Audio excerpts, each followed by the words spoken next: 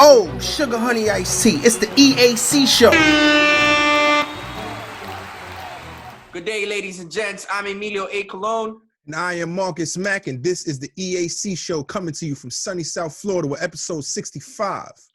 Joining us on episode 65, one of our crew members. Long time no see. Shout out to Mr. Joey Benetti. Joey, good to see you here on episode 65. Myself and Marcus Mack. What's going on, man?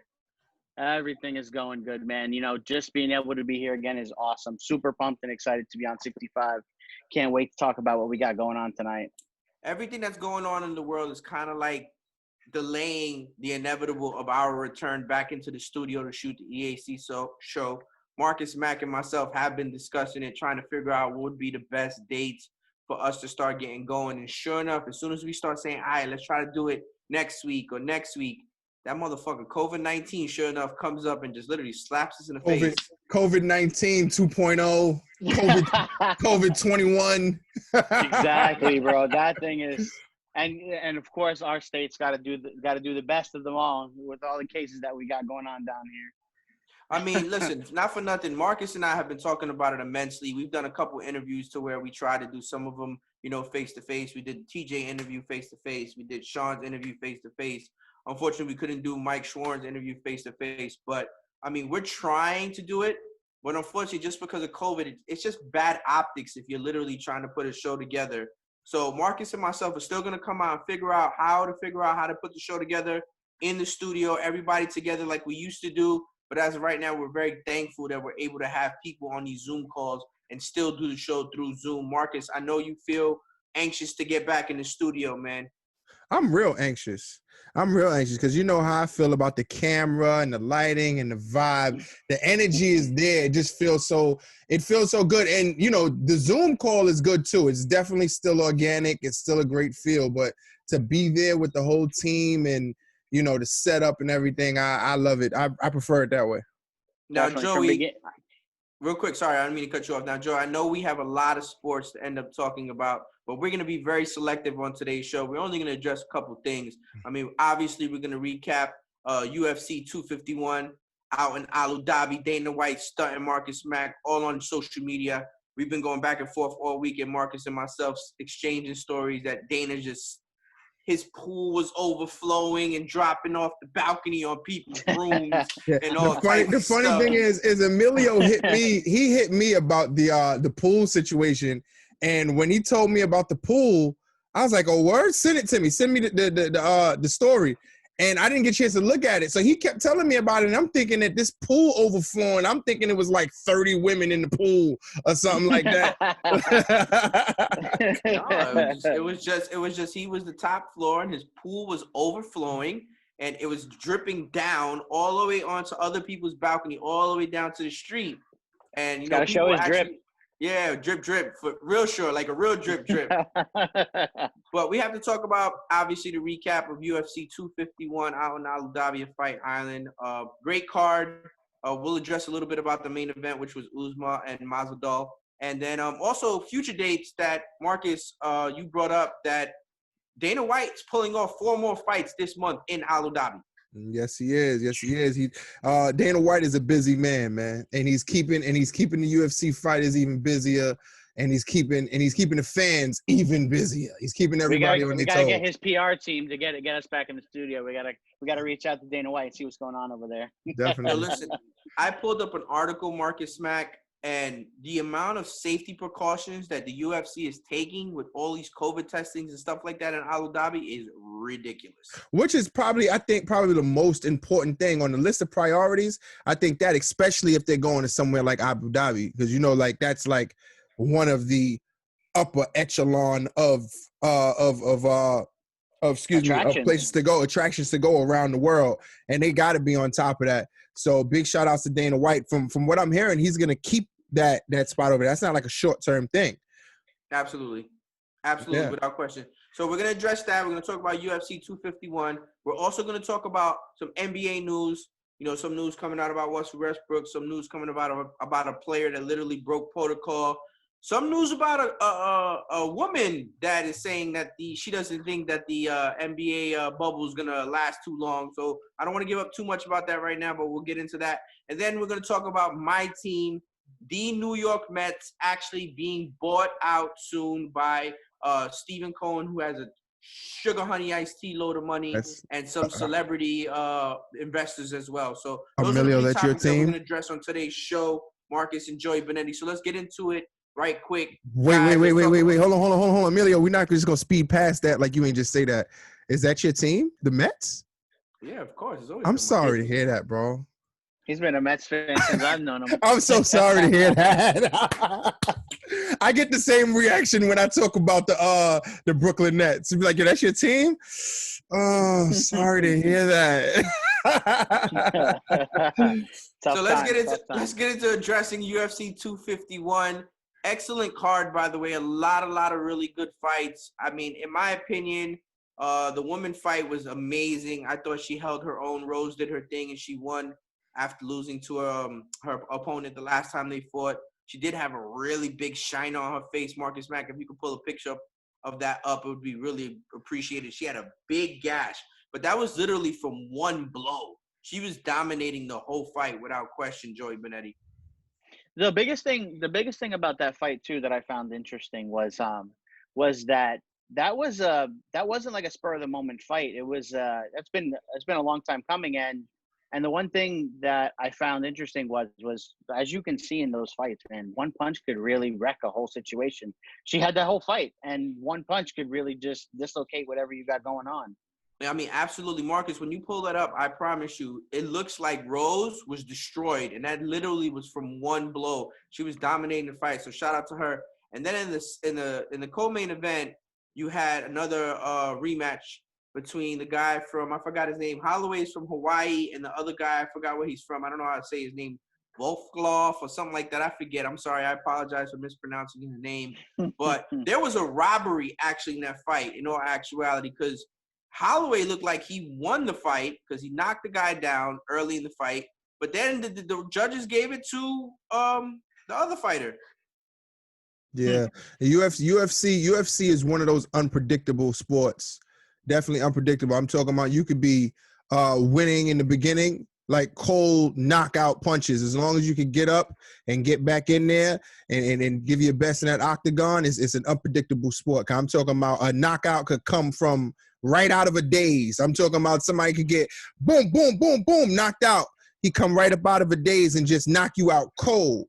Absolutely, without question. I mean, there was some other good fights as well. You had the Jose Aldo versus the Russian fighter. The Russian fighter ended up winning. Jose Aldo he couldn't get anything done. He was getting pummeled. Saw that vodka. I mean, in my opinion, the fight should have been stopped like a minute before it was. He was literally with his hands on his head in a fetal position, covering himself, just getting pummeled left and right. The referee should have stopped that a little bit earlier. And then, obviously, we had the main event. Marcus, shout out to you and Nick Warwick, by the way. Both of you guys had Usman to win the fight. I went with the hometown kid. I went with Masvidal, obviously. And, Joey, I want to hear your That's what you get for being a homer. I want to hear. Good thing we don't got Cam here.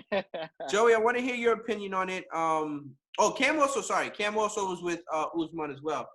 Joey, I want to hear your opinion on it. Tell me a little bit about what you thought about the fight, and I'll get into it, and we can ask Marcus as well. So one of the things that was interesting was, as you were saying, is just that it was a spur of the moment fight. It came up, real quick. Masvidal was put in to fight Usman. Masvidal's been chasing that belt for a minute since McGregor had it. He didn't get the chance. Then Khabib took it, and now Masvidal was like, well, you know what? Let's see what we can do with Usman. He's a different fighter. Not many people fight against the cage. They don't have that cage fighting. He's comfortable. He could be against the cage. He could be on the cage. It doesn't matter. He is where he's comfortable. It was what was it, 10 and a half minutes roughly he was against the cage? That's a long time.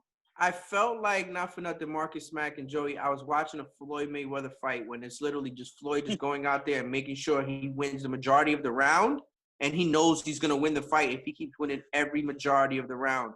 Because in all actuality, in my opinion, Masvidal won the first round. He came out firing, guns blazing, knew he was going to try to get a knockout. And shout out to him because to take that fight on such short notice and to drop the amazing amount of weight, Marcus, you and I talked about this on the pre-show, to drop 20 pounds of weight in 6 days. Hats off to him for being That's an amazing feat. Total professional. Total professional on Masvidal's hand. But he came out in the first round with all the energy he had, and literally then Usman just weighed on him, and there was no gas in the tank. I mean, he had great defense because Usman was on top of him and grappling him and pummeling him a little bit here and there. But Masvidal found a way to use his defense to be able to get out, but he couldn't muster anything after that. The energy was gone. The gas was, it was fully on E, Marcus Mack.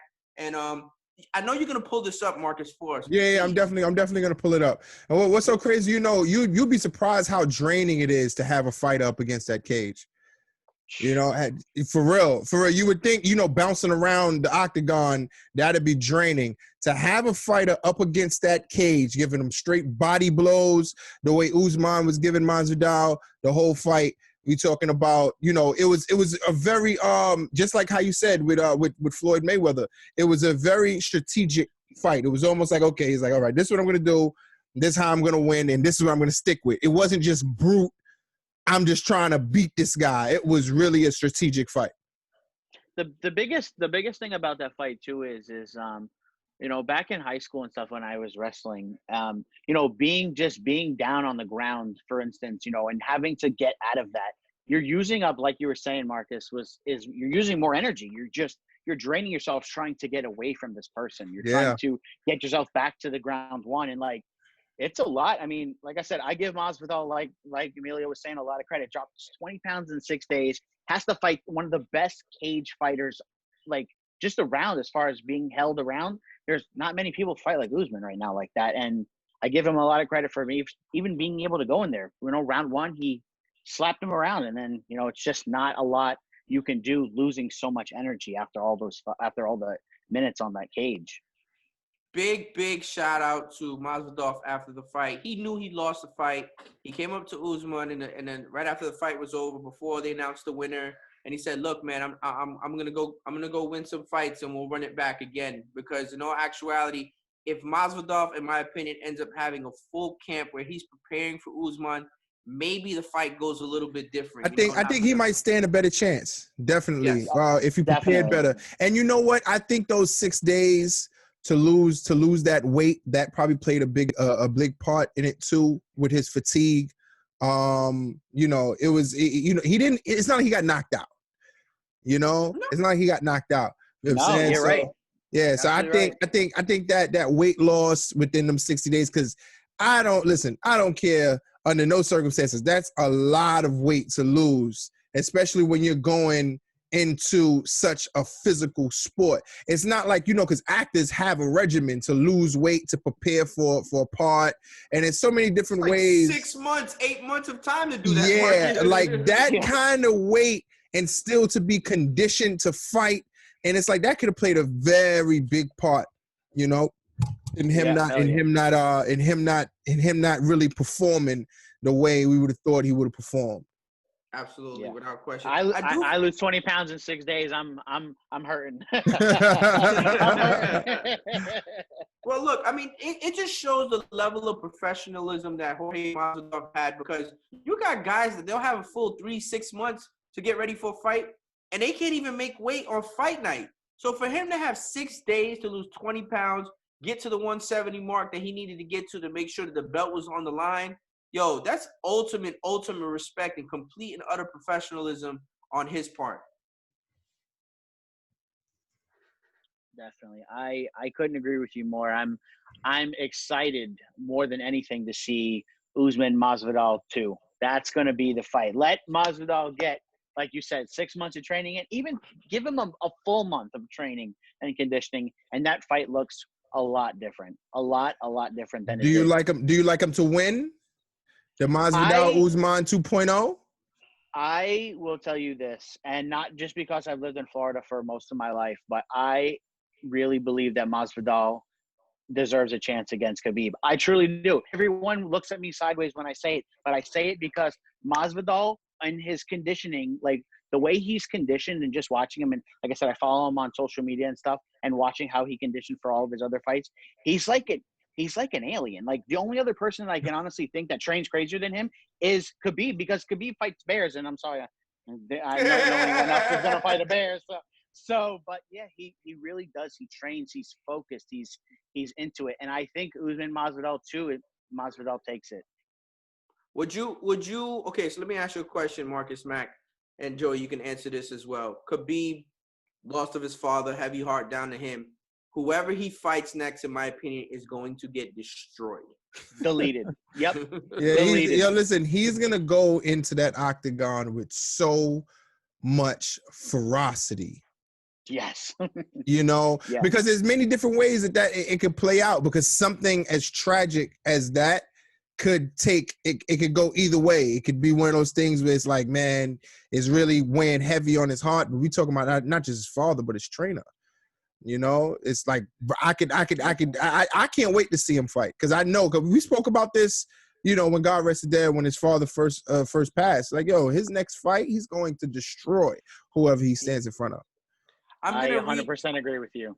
I'm gonna re-nickname Khabib and just call him Ivan Drago, because if he dies, he dies. That's gonna be his feelings on what's gonna end up happening to his next opponent. In all actuality, and I'm joking, because Khabib has 100% the utmost respect for the sport, and he really does take the sport extremely serious, and he takes his opponent extremely serious as well. But this being Khabib's first fight without his father is going to be so emotional for him. He's going to be so fully focused for this fight that opponent is going to have no chance whatsoever. But then you know what? That's actually an oxymoron. It's like, he will be extremely emotional. So how would he be able to stay focused? And that's why I'm like, it could go two ways. He could literally be focused, be like, this is for my dad, and I'm going to make sure that this fight is my best fight ever. Or it could be one of those things where this would be his first fight since losing his trainer and his father. And it could be one of those things where he steps into the octagon and it just feels like, whoa, it could be a very surreal experience. So I can't wait to see not only just the fight, but his training leading up into the fight and everything. So Joey, give me your opinion. Give me your opinion before I give you mine on what you think is going to end up happening Khabib's next fight, just how Marcus said it. So first of all, the opponent we don't know, but I will tell you this: he's going to be fighting two bears, is how I feel. I seriously, I have the utmost respect for the way he trains. I saw this video clip. God, it was probably like a couple months ago, and swimming in a river, and this river was, if I was in that river, I would have been dead. And he's like fighting the river, and I'm like, no human does that. No normal human. But to take it to a more serious level, it's going to be like Marcus Mack was saying. It's going to be either he's going to blow the doors off the fight, and it's going to be like a quick KO, or it's going to be he's going to be in his feelings, and he's going to be just not sure where the fight's going to go. And it's going to be, honestly, it'll probably be one of the best fights you're going to see Khabib have, probably either ever, or at least from when he fought McGregor, and everyone thought McGregor had no chance of losing, and he's going to just – so there's that. Like I said, Marcus Mack, I feel like is right on target with how that fight's going to be. But it's going to be fun to see, though. So definitely a fight. I had to introduce Marcus into one of Khabib's cardio methods. So good shout out. I like that you brought up the fact that he was swimming in the river and going against the current. So he was literally stuck in the same spot, just swimming the whole time. But I introduced Marcus into how Khabib and his camp play basketball where they're from. And the way they play basketball is that they don't dribble. They just literally run into each other. It's like rugby basketball. They don't dribble. They don't dribble. They foul each other all day long. Like they take running jump shots. It's what's that game that Harry Potter and them used to play without the brooms though? What's the name of it? I have no idea. I never watched. Joey watched Harry Potter. I did, but I'm gonna be honest with you, it's been a minute, and I forgot what the name of that game was, but they was getting crazy in that game. I think it's called. I think they call it Dagestan basketball. That's what it's called. Oh, okay. It's called. Don't put James Harden there because he'll be crying for a foul all the time. Dude, Khabib's dad was playing it. Khabib's dad, before he passed away, may he rest in peace. He's sitting there playing it, catching the ball, running, getting fouled, throwing up shots. Like there's no dribbling. You could take as That many whole steps as you family is want. tough as nails. I don't doubt it at all. That family is on the next level of a family. Like I think Khabib annihilates anybody he fights next, and I can't wait to see it. So we're definitely looking forward to that. That's probably going to be sometime in September, if I'm not mistaken, because I know he needed some time to train and get ready. And obviously, with his father passing away, he probably even delayed that training just a little bit more. Shout out to Dana White, who still has 4 more fights to pull off in Abu Dhabi, Marcus Mack, and hopefully his swimming pool isn't overflowing on people's rooms anymore. Hopefully the next time, if there is an overflowing swimming pool, there's something making the There's a reason. pool overflow. There's a clear and concise reason for me to come up there and fix the pool. So normally we do this later on in the show, but we're going to do a little bit more talking. So we're going to start the promo a little bit earlier than we used to. So shout out to our sponsor who's been with us from episode 1, ElCubanoSandwichShop.com. Use the promo code EAC and receive discounts on online pickups or delivery orders. Enjoy a cafe con leche or that natural pre-workout shot of Cuban coffee to start your day. The daily lunch specials and their steak sandwich is next level. Once again, use the promo code EAC. That's ElCubanoSandwichShop.com or 954-906-5110. Remember, use the promo code EAC. This is episode 65 of the EAC Show. I'm Emilio A. Colon. That is Marcus Mack, and we are being joined by our fellow helper on the show, Joey Benetti, for this episode 65.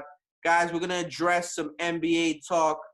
It was just said, Marcus Mack, and you can pull that up, that Russell Westbrook tested positive for COVID-19.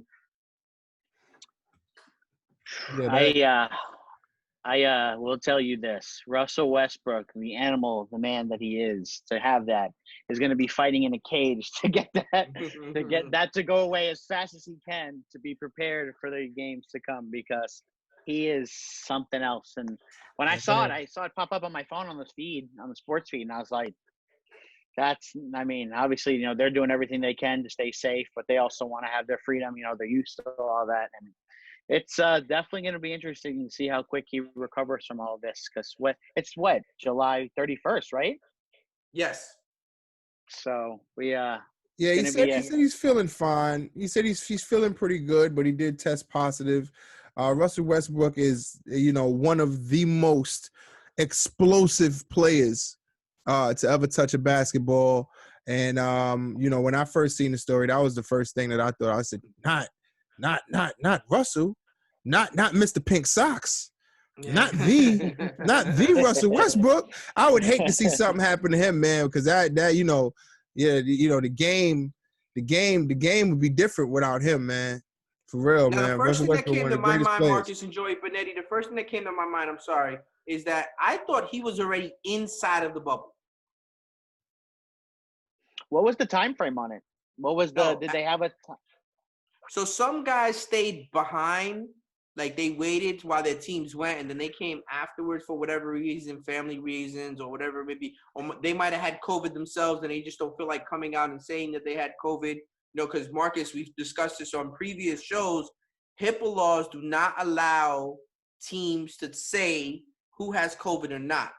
Basically, players have to come out either through themselves or through their representatives, their agents, and let people know that they have it. So this day, we still don't know which 3 Lakers had it, right? Marcus Mack, remember when the Lakers? We don't know. We don't know. So HIPAA laws protect the players, protect the organizations from releasing who actually has COVID. So when I first heard that Russell Westbrook tested positive for this, I thought, oh, shoot, there goes the bubble. The bubble's burst because somebody inside of the bubble has COVID now. Yeah. Yeah. Well, as far as the HIPAA thing, the thing is like, it restricts anybody from saying anything other than the person who's been infected. And but they do say, well, this amount of people has been tested and this amount of people showed up positive, but they can't say exactly who's who and what's what. They say there was a couple of people that didn't travel with the Rockets, so they for sure didn't have it, like James Harden and 2 or 3 other players. They didn't travel with the team. So, that's still left to be said if there's anybody else on the Rockets that contracted the virus. So the good thing about this, Hold on, I Joey. mean, I'm sorry. The good thing about this situation, before you say what you had to say, Joey, the good thing about this situation is that they still have time. Yeah. They still have time to be able to quarantine and get self-isolated to be ready for July 31st. Yeah, you got 14 days, you know, to see what's what. Well, 2 days to see if you're positive to get the test back, and 14 days to either relieve your body from it or take some kind of action or something like that. I know it's 2 weeks. there's a whole lot of information on it. Like I said, I feel like I'm bashing on James Harden. It's going to be the same time, but I'm going to tell you what, if James Harden had it, you would have known day one, because he would have been crying real hard. And like I said, I mean no real disrespect, but like I said, there's not many basketball players that I really like to nitpick, and he's just one, man. I mean, I don't know why. It's always been. So Marcus, why don't you give your derelict of the day award out to Richard Holmes from the Kings? Oh man.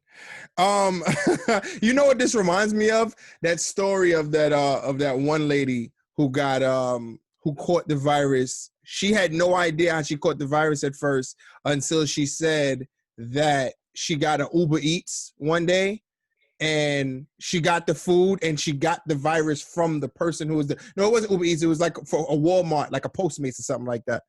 So Richard Holmes, he decides to go and pick up some food outside of the bubble. Big shout outs to him. He's a jerk off. Why the hell? What makes you think? Now wait. He hasn't contracted COVID. He just broke the rules, and now he's on timeout. Yeah, and you know, but then you break the rules, and now you stand a chance to get everyone infected. Just one breach of the protocol could have everyone infected, and now everything has to start over. Now, what do you think? Oh, real quick. Give me it. Oh, which one was it? Was it Uber Eats, delivery dudes, or Postmates? I think it could have been Postmates. Whoever delivers for Walmart, because the lady, she was getting some stuff to cook from Walmart. No, I'm talking about for Richard Holmes. Oh, who was that? I don't know. I'm just making a joke of it. Whoever it wasn't their fault. It was definitely his fault, because he's the jerk off. Because I'm quite sure, you know, the NBA briefs everyone 2, maybe 3 times. Listen. I know Joey, and I know Marcus Mack. I know for a fact that we've all been in school, and we've all tried to get away with something in school. And then when that one kid gets caught and ruins it for all of us, you're looking at him like, damn, really? You fucked it up for all of us? But man, listen, what's so crazy is, you know, there's another story now with a young lady. Ooh. You know, scantily clad. Very spicy, right? Obviously, she's been invited to this bubble. She was invited to the bubble. Like I was saying on the pre-show, they're superstars. They, you know, whether it be Holmes, whether it be, you know, Westbrook, they are playing in the playoffs. They are superstars, and they want to live the life the way it was. And like I said, even us, like I said, I'm home all the time, and I'm like losing my mind, and they got to be losing even more, because they live in lavishly, doing everything that they can, bras, everything. And now he's like, he steps out the door and he's like, damn, I fudged up real good. Marcus, shout out to Stephen A. Smith. Stephen A. Smith actually called us and said that the NBA players would burst the bubble because of sex. He felt like literally that they were going to they weren't going to listen to the rules. They were going to figure out every way to try to get around it. Everybody's on lockdown. You know what I'm saying? And they say, you know what? Just that one right there. I want her. So if everybody's on lockdown, it's like commissary for them. They said, let me get that one. I don't need that. I can only get one order for the week. I'll take her. And then she went and just told on them. She told on everybody. So she screwed it up. So now, because of Mr. Holmes, there will be no food delivery. There's gonna be a designated person for food delivery, and everyone is gonna be palming themselves. They're gonna be rubbing one out because of this one girl right here that told on somebody. I'll go ahead and rub it out, Mr. NBA players, all of y'all. I got a perfect scenario for you guys. Let's do a skit on the EAC show, which we'll get an animation guy to literally draw this idea up to where we're smuggling this lady into the bubble. and we're trying to pay people off to get her inside. You know what I'm saying? Man, She's listen. already COVID tested. Don't worry, she's straight. Come on. Man, listen, y'all talking. I'm sitting here following her on IG right now as we speak. Oh my God. He's trying to figure out the $1 million plan to get her in there. I'm just, yeah. Shit, I got a bubble for her to get my into. My guess is gonna be that thirsty J.R. Smith is the one that took to the cup. Yes. Oh my God, that is too funny, man. Listen, yeah, she's definitely kind of fire though. Word, I only said that jokingly because of the thirsty incident that J.R. Smith did on some fan a couple years back in her DMs. She was like, "I'm coming to your game tonight." He was like, "Oh, really?" And she was like, "Really what?" He was like, "You trying to get this D?" but listen, Stephen A. Smith, he's known for being on his job though. He stayed trying to grab something. No, J.R. J.R. Smith. Oh, okay, yeah. Nah, but I've seen Stephen A. Smith on his job too though, with reporters, with the Latin reporter. Yeah, I be seeing him in the mix. You know what I mean? Yeah. But even with J.R. Smith, I'm not surprised. I'm not surprised with any of them. The amount of stuff you be hearing about these guys, and you ever seen some of these NBA players? I say no names, but you ever seen any of these guys in the club? No, they go off. Man, listen. Man, listen. And these girls throw themselves. Huh? They're like kids in candy stores. I'm trying to tell you, especially when it's like, they get a little off-season time or they get a little downtime because, they're pretty much working. Oh, yeah, it's practice, getting prepared for the season or they're in season. And listen, when it's time to play, oh, yeah, they coming out. They coming out to spend all that good advance money, all that good season money. So, Joey Benetti, just for the record, I have the Milwaukee Bucks still winning the whole COVID championship down in Orlando at Mickey Mouse's house. Who do you end up having? I was looking at it from the standpoint of where they're currently at right now and wherever he was as far as records and stuff. And I will tell you this, I would love to see the Bucks win. I really would. And I'm going to tell you why. I think that team came together so fierce and ferocious and they deserve it. Now, the Lakers, the Lakers are still the Lakers. They got King James, they got all the heat around them with him, and it's gonna be a good playoffs because you took teams that were some of them are in the playoffs but may not have had a chance had the season continued. Some of the teams are in there that you knew were going regardless, like the Bucks. So it's gonna be a good playoff season, but I really do believe you're correct. I think the Bucks take it. Marcus Mack, real quick, who you got winning the whole COVID championship? He seems like a LeBron fan. That seems like a tough one. What's funny? I would like to see Houston make it. Oh, okay. I would really like to see Houston make it. It's crazy to hear Westbrook, going through what he's going through, but I would really like to see Houston make it. So then we're going to get into our last topic of the night. This is going to end episode 65 of the EAC Show. We're going to talk about the hopes and the prayers that might be answered for my team, who has been very, very mediocre for a long time. We haven't made it to a championship since we played the Kansas City Royals, and we blew that. It's an understatement, sir. My New York Mets actually have an opportunity to be bought by a very, very wealthy hedge fund guy. He's actually a minority. He's actually a part owner of the Mets right now, but he wants to buy the whole team. His name is Steve Cohen. He's trying to offer to purchase the Mets for $2 billion, purchase SNY, which is their regional sports network, for $2 billion as well. So $2 billion for the team, $2 billion for the network. That's $4 billion in total. And a lot of celebrity names are also on that list, Marcus Mack, if you list off some of the celebrities that are also part of the investment group to purchase the Mets. Yeah, well, Jennifer Lopez and her husband, to name the two bigger names, Brian Urlacher. Urlacher.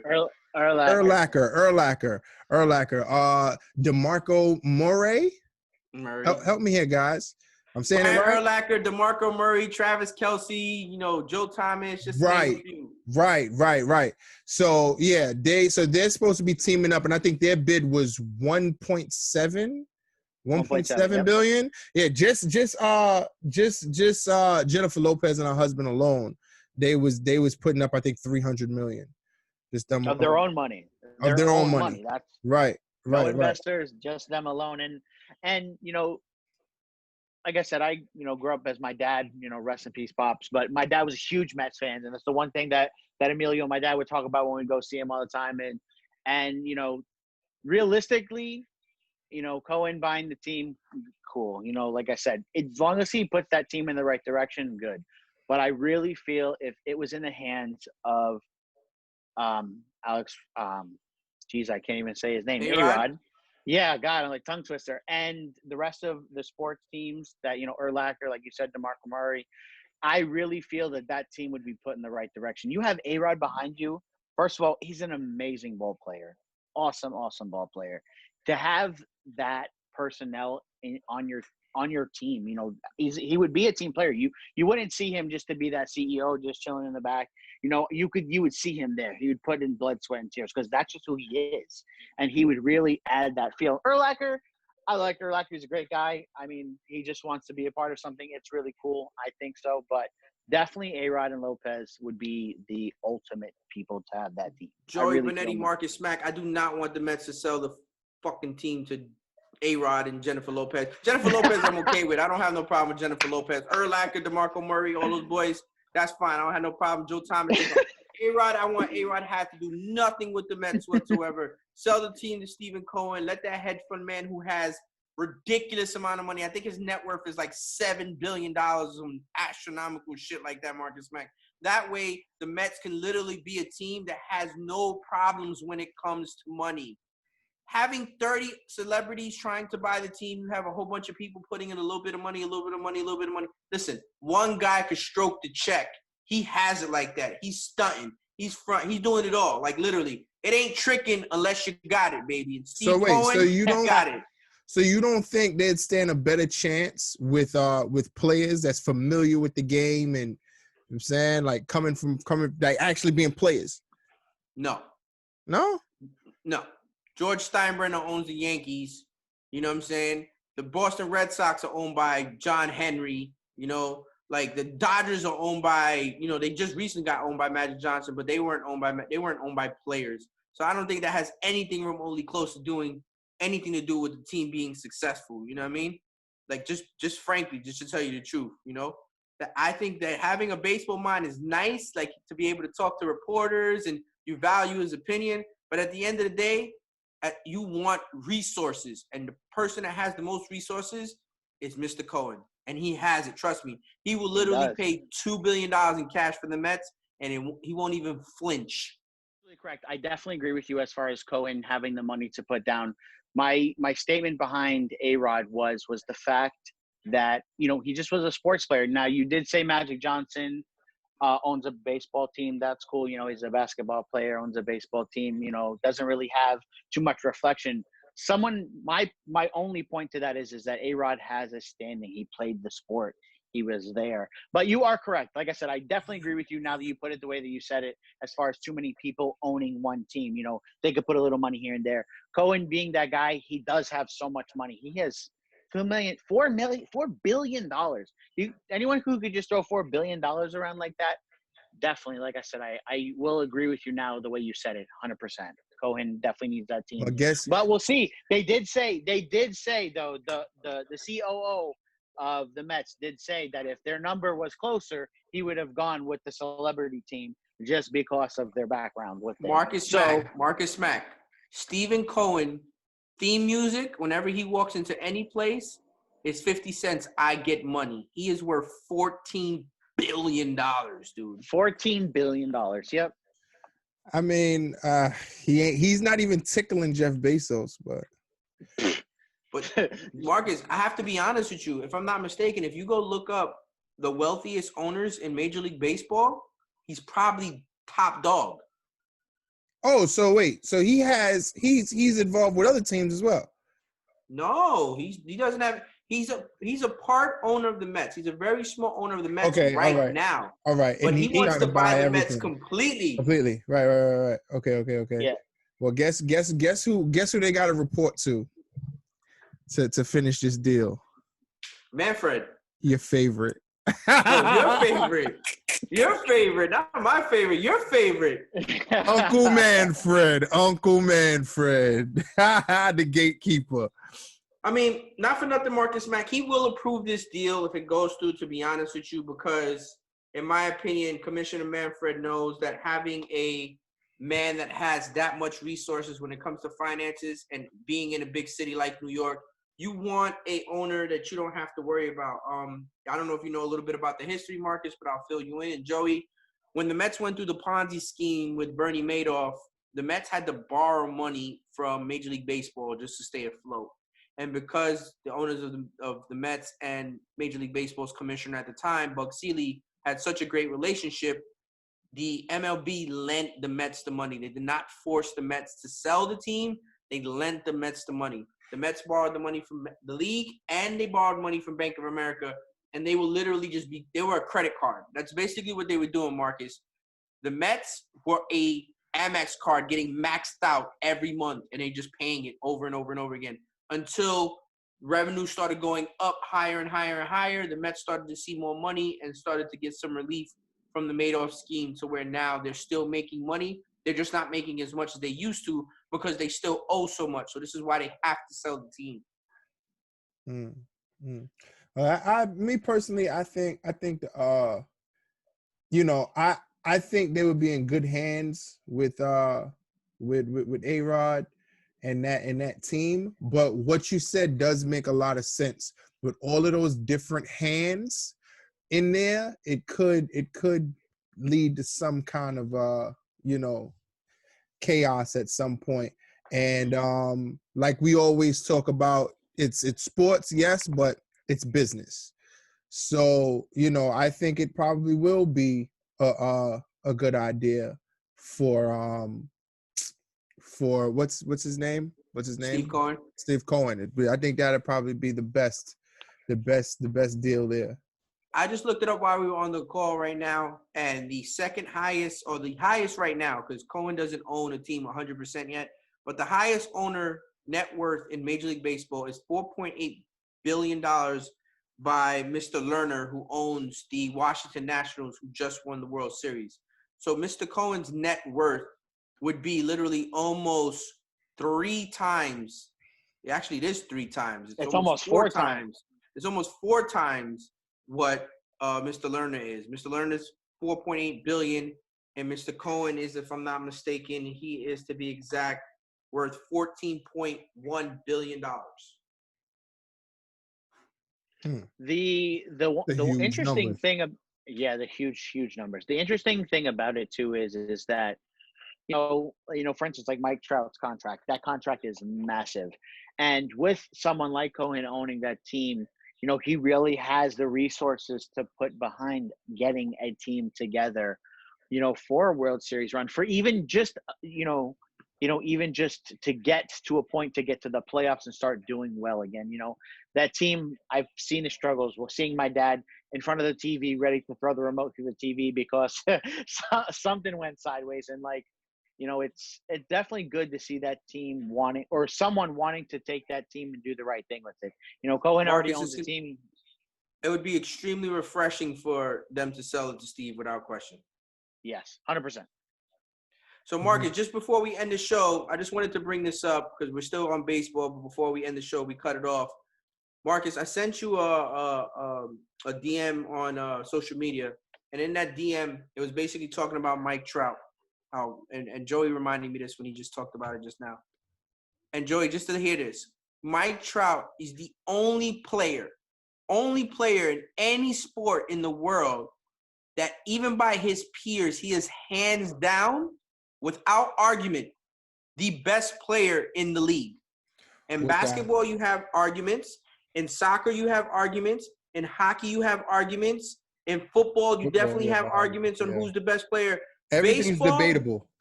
It's not debatable. It's not debatable. Mike Trout is the best player in baseball by far. Which I thought to be amazing when I really thought about it, because I'm like, even when Jordan was in the league, even that was debatable. Everybody had a debate about that. Everybody has a debate about LeBron James, God rest the dead, Kobe. You know what I'm saying? Everybody has their fans and everybody has their pick. But then when you really sit down and think about it, because at first I was thinking to myself, I said, well, baseball players, the only thing you're gonna compare really is stats. It's not like it's team against team, not player versus player. But then I'm like, nah, it's like that with like quarterbacks too. Like they're gonna compare stats, Joey, stats and styles.